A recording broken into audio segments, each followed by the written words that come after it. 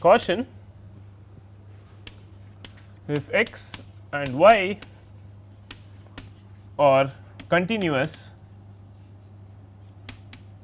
random variables, x and y need not be jointly continuous.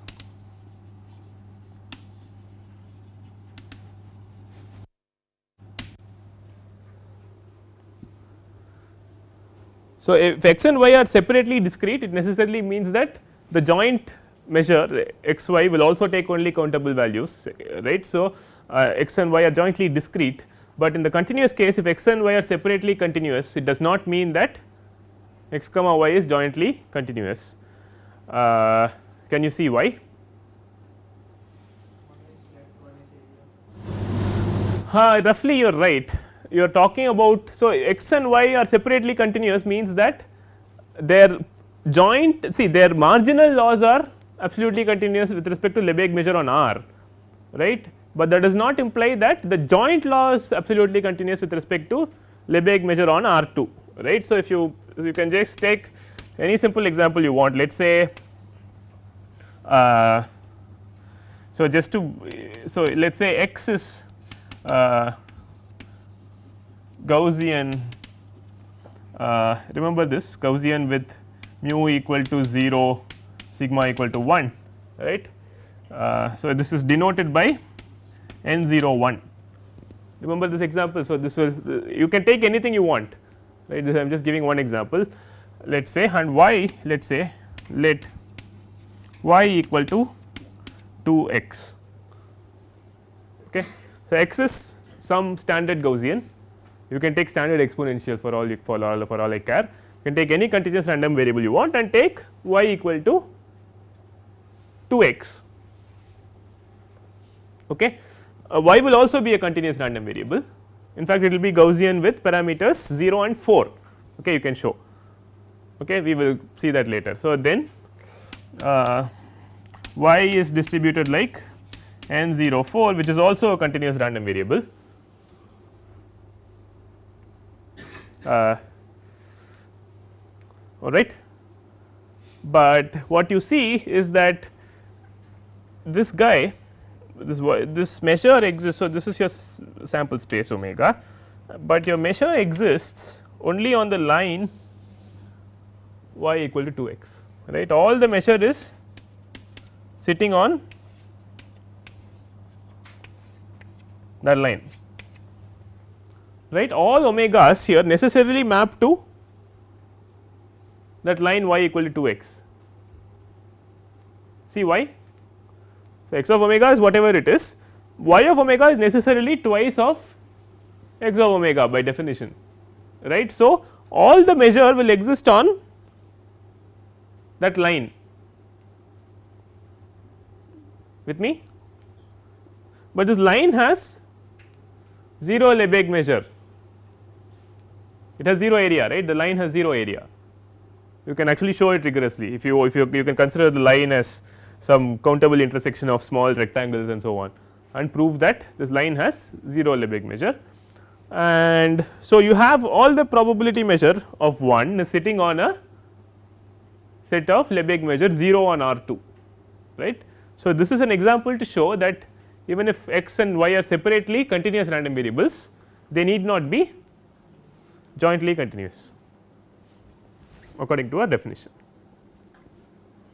right. So, saying that x and y are jointly continuous is a strictly stronger condition than x and y are. So, yeah, what we will show is that if x and y are jointly continuous, they have to be marginally continuous as well, okay. That is something we will show very soon. So, joint continuity is a stronger condition than being marginally continuous, x and y being marginally continuous. Is that clear? Any questions? So, this y is equal to 2x can be written as x plus x, can be seen as a 2 dimensional Gaussian. No, see y is, it is true, see x is some Gaussian and y is equal to 2 x, it is also a Gaussian, y is also Gaussian, you can show, okay. What I am saying is that this is your sample space, all omegas necessarily map to this line, correct. that is clear to everybody, right, because if x of omega is whatever it is, y of omega has to be twice x of omega. So, all your measure has to sit on that line which has Lebesgue measure 0. So, it is not jointly continuous.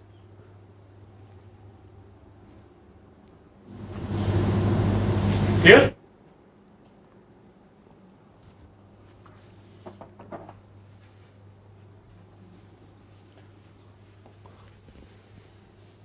Okay, so now suppose that x and y are in fact jointly continuous random variables, which means that p x y is absolutely continuous with respect to lambda. Okay. Now what can you say? Now you can invoke, what can you invoke now? You can invoke Radon-Nikodym theorem, right. Actually Radon-Nikodym theorem holds for it holds for arbitrary measure spaces with sigma finite measures. Okay. So, so it is a very general theorem, that is what I mean to say. So, that p x y can be written as the integral of some non negative measurable function d lambda on R 2, right. So, Radon-Nikodym theorem will imply the following.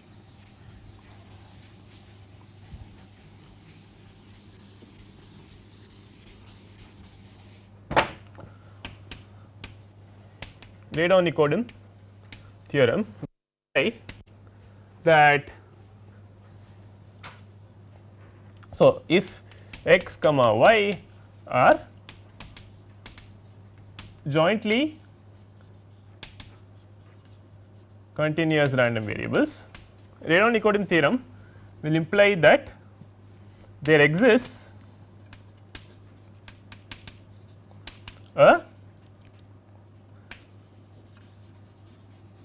measurable function, non negative measurable function f x y, which maps R 2 to 0 infinity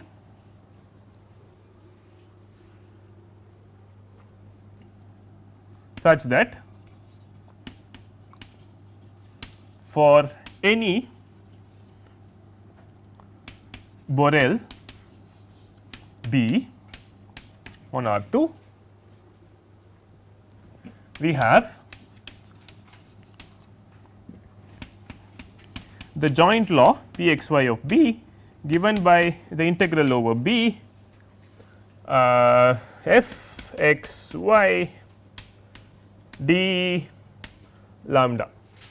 This is lambda is on Lebesgue measure on the plane R 2. Actually, if you prefer, you can just write this as dx dy. There is nothing wrong in writing it as dx dy, right. So, I mean again this is an integral you will not fully understand now. Okay. This is a Lebesgue integral. Okay. Again you can just think of B as being some box, right, if you want some rectangle, so that the probability of x and y mapping to a box is integral over that box f x y dx dy. Okay.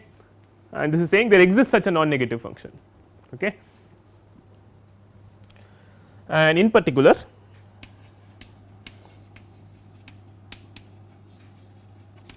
taking, what do you do now?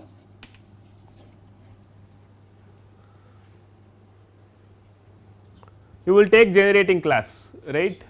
So, what is the generating class for Borel sigma algebra on R 2? Semi infinite rectangles, right.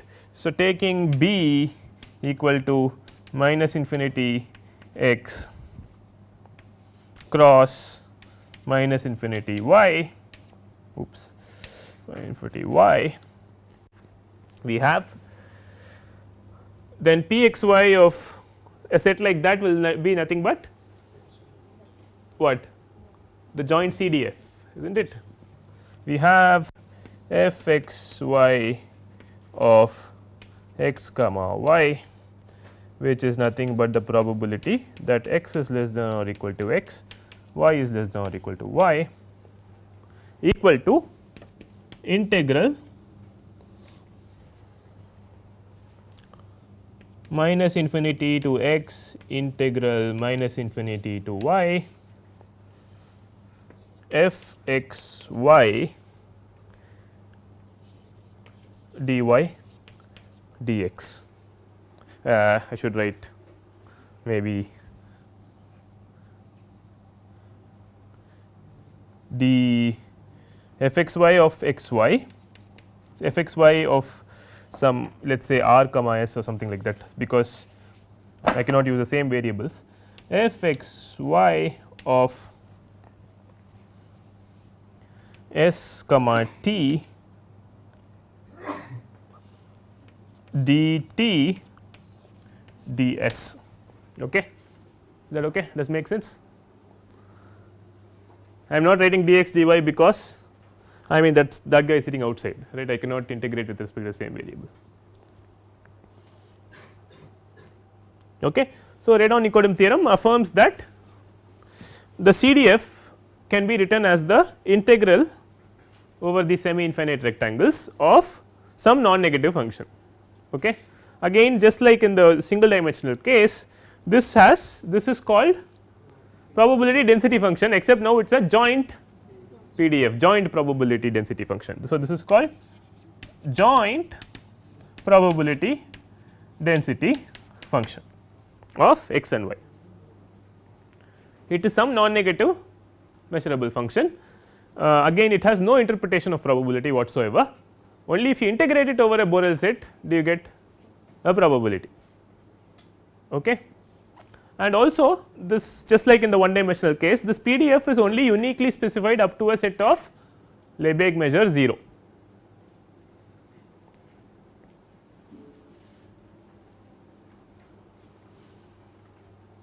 Now, are there any questions on this? So, I think the last point. So, well okay, this is a point you will appreciate later. So, I was just saying that see the CDF or the probability law can be written as the integral of some non negative measurable function with respect to the Lebesgue measure. All I was saying is that this joint PDF is uniquely specified only up to a set of Lebesgue measure 0. You change the function on some 1 or 2 points or accountable points or some 0 measure points, it does not really change the integral, as we will see later. So, you can it is unique up to a set of measure 0, uniquely specified up to a set of measure 0. That measurable is it similar to the F measurable?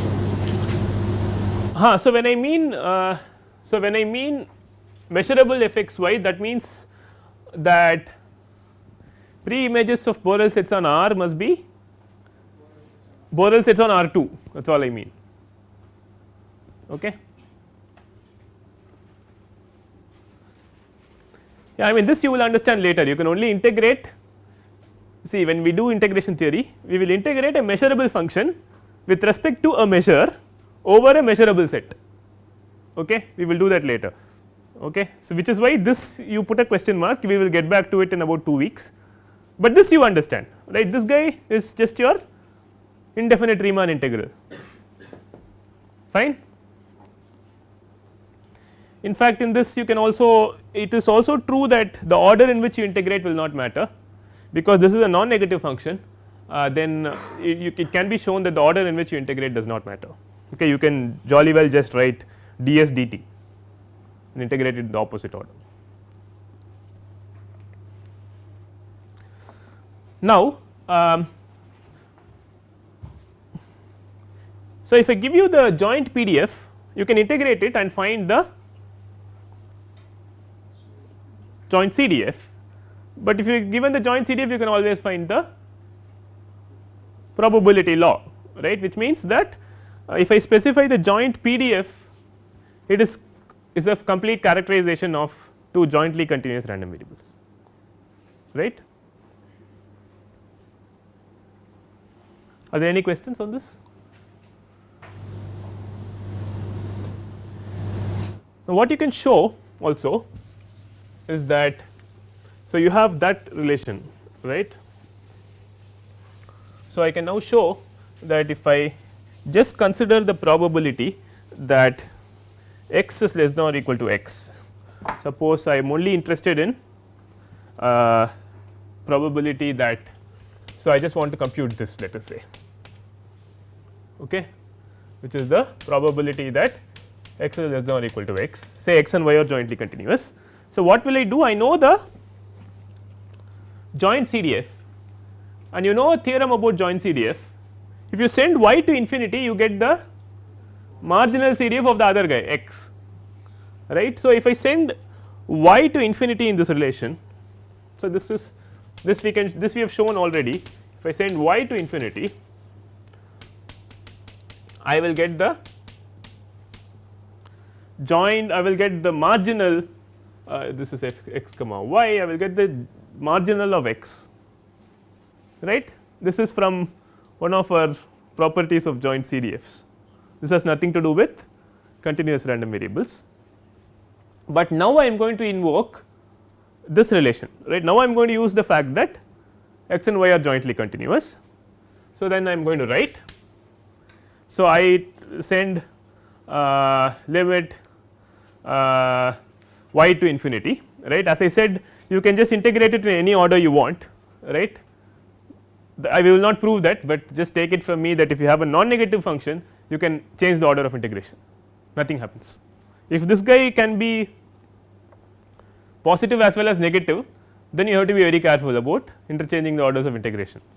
You cannot always integrate in any order you wish, but this guy is non negative. So, there is a theorem known as Fubini's theorem, okay, which we will not do in this class, which allows you to integrate in any order you wish. Okay. So, you can write this as integral, you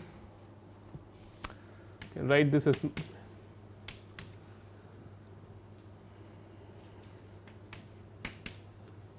infinity all that, right, f x y of s t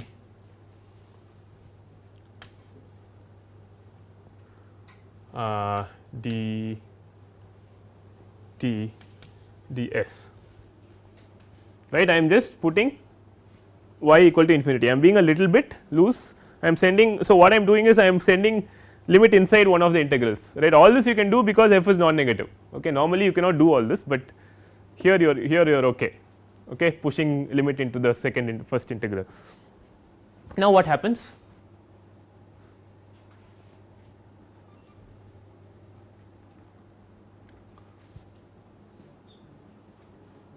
So, if you look at, so let us look at, so my x variable is s, right, my x variable is s, and my first integral is hitting t, and t is going from minus infinity to infinity. So, if I simply just consider that bit, the t integral alone, right, what remains will be a function of s, correct, and I am integrating a non negative function over minus infinity to infinity. So, what I must get is also a non negative function, it should be a non negative measurable function. If you integrate a non negative measurable function, you get another non negative measurable function. So, this is some non negative measurable function, okay, which means I can write the CDF of x as the integral from minus infinity to x of some non negative measurable function of s, which means that x is a continuous random variable, correct. So, you can call this let us call that some let us say that is g of s, right, g of s ds, right, and g of s is non negative and measurable. So, and I am saying that I can write f x of x as the integral of a non negative measurable function, which means that x is a continuous random variable, right, because in fact Radon-Nikodym theorem is an if and only if statement, right. If p x is continuous or nu is absolutely continuous with respect to nu, if and only if nu of b can be written as the integral f d mu, okay, it is an if and only if statement. So, this implies x is a continuous random variable, because its CDF can be written as the integral of a non negative measurable function. This is, after all, I mean I should not be, I mean I can jolly well call this f x, right. So, I can, now that I know it must be the PDF of x, right, I can just call this f x of S, right.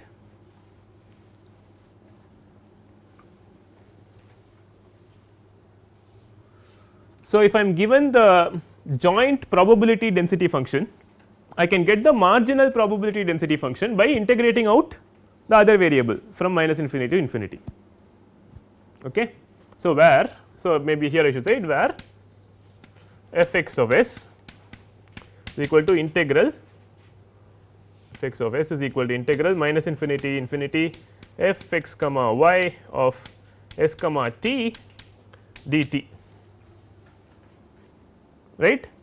That is what I am calling f x of s, and because my CDF is expressible as the integral of f x of s, this must automatically be the probability density function of x, the marginal probability density function of x.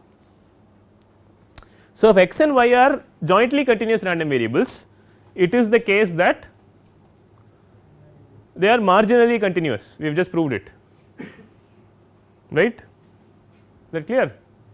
But of course, we know that if x and y are marginally continuous, they need not be jointly continuous, that we have a counter example. So, being jointly continuous is a strictly stronger condition than the random variables being marginally continuous.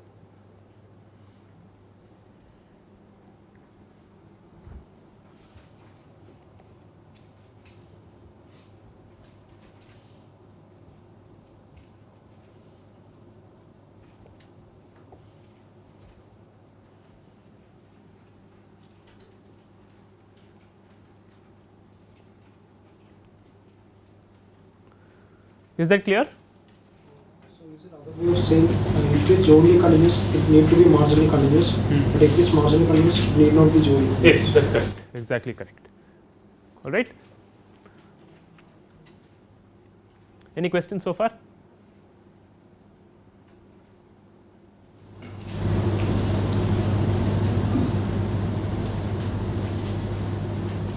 How much time do I have? I have 5 more minutes.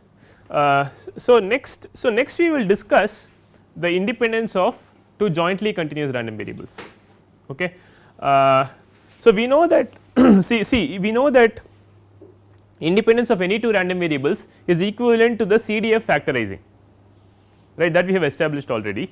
So, which means that, so if x and y are jointly continuous and independent, we must have f x y of x y must be f x of x times f y of y, but the joint CDF itself can be written as an integral, right, and the marginal CDFs can also be written as the integrals, right. So, what we can show is that if x and y are jointly continuous and they are independent, you can show that the joint PDFs must necessarily factorize, okay, and conversely you can show that if the joint PDFs factorize, x and y are independent, okay. That seems perfectly reasonable, right. So, for jointly continuous random variables. So, that is something we will start in the next class, I do not want to start it now, okay. I will stop here, thanks.